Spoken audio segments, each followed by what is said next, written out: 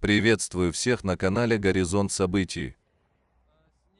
3 трассы перекрывали в Свердловской области из-за мощного снегопада. Среди них Нижние Серги, Михайловск, Арти, со 2 по 69 километр, Нижние Серги, на подъезде и с 0 по 18 километр. Также было ограничено движение по федеральной магистрали М7 «Волга» в Пермском крае. Челябинскую область тоже замело. Техника не успевает расчищать сугробы на всех участках, пробки растут, а ГИБДД призывает водителей смотреть в оба.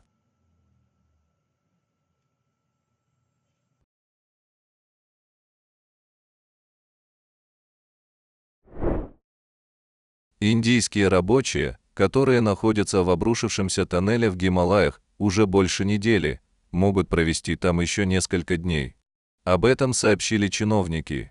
Тоннель длиной 4 километра 500 метров строили на автодороге в Гималаях в штате Уттараханд. Обрушение произошло в результате схода оползня рано утром 12 ноября. В тоннеле находились 60 рабочих. Те, кто был ближе к выходу, сумели выбраться.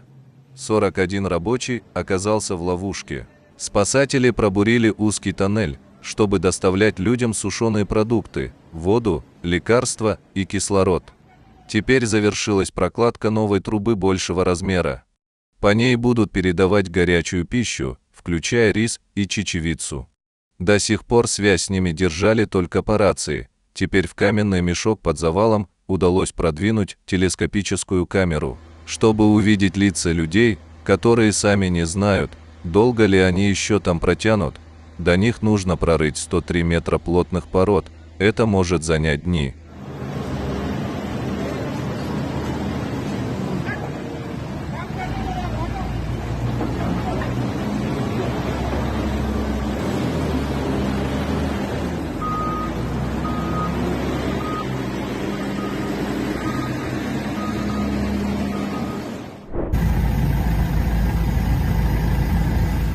Как сообщает Управление ООН по координации гуманитарных вопросов, только за прошедшую неделю проливные дожди и наводнения затронули еще 500 000 человек в Сомали.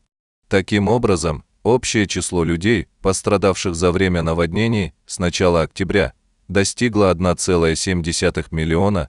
По сведениям организаций партнеров, свои дома покинули более 640 тысяч жителей Сомали. Во многих районах страны повреждены дороги, мосты и взлетно-посадочные полосы, что затруднило передвижение людей и грузов и привело к росту цен на основные товары.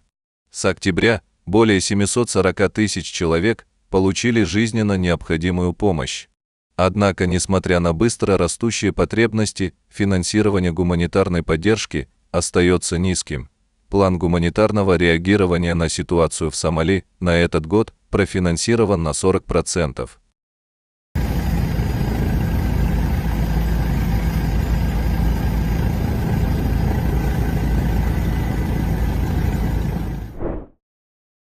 Сильный дождь и наводнения на выходных вызвали хаос по всей Доминиканской республике, в результате чего пострадало множество людей, тысячи были вынуждены покинуть свои дома.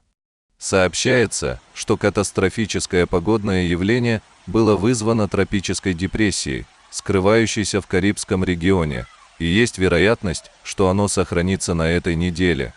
Погодное возмущение также может перерасти в шторм или ураган в ближайшие часы и дни. Шторм в Доминиканской республике разразился почти через неделю после того, как Национальный центр ураганов США сообщил о развитии погодного возмущения в Карибском море, а именно о потенциальном тропическом циклоне 22. Это также произошло после того, как некоторые американские метеорологи ранее в этом месяце объявили об окончании сезона ураганов в Атлантике 2023 года, который начинается 1 июня и заканчивается 30 ноября каждого года. По данным местных властей, более 13 тысяч человек были вынуждены покинуть свои дома по всей Доминиканской республике из-за сильного дождя и наводнения.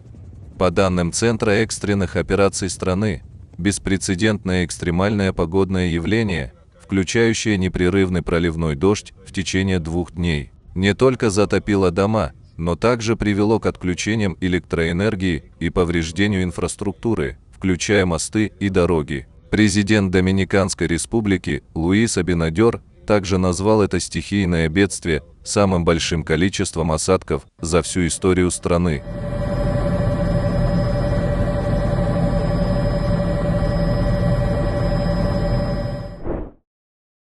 Сильный лесной пожар возник вдоль шоссе I-40 возле границы штата Теннесси и Северная Каролина в США. Десятки пожарных бригад были брошены на борьбу с пламенем.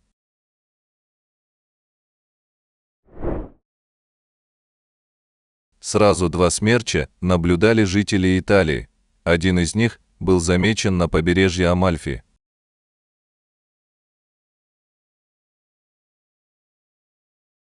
Другой наблюдали в окрестностях города Салерно. О пострадавших и причиненном ущербе информации не поступало.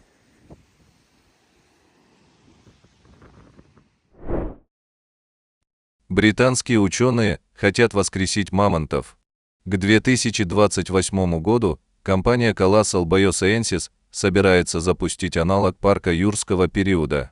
Ученые рассчитывают восстановить геном шерстистого мамонта, используя образцы из раскопанных образцов и заполнив пробелы ДНК современных азиатских слонов.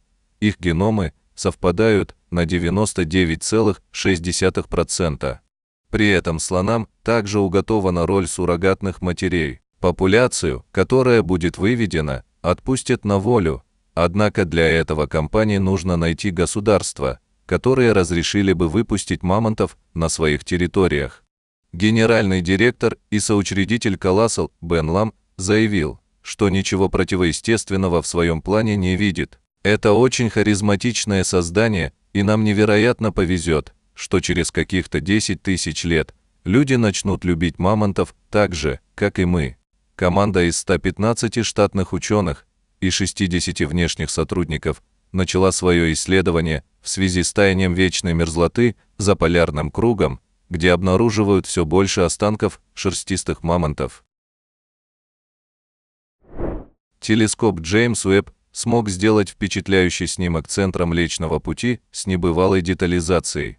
Отмечается, что на изображении сверкает около 500 тысяч звезд, и все они различаются по размеру и возрасту. Голубая область в нижней части фотографии – это выбросы ионизированного водорода. Водопад Детифос находится в национальном парке Ватнаjökull в северо-восточной Исландии и считается самым мощным водопадом в Европе. Средний расход воды здесь доходит до 500 кубометров в секунду. Спасибо за просмотр.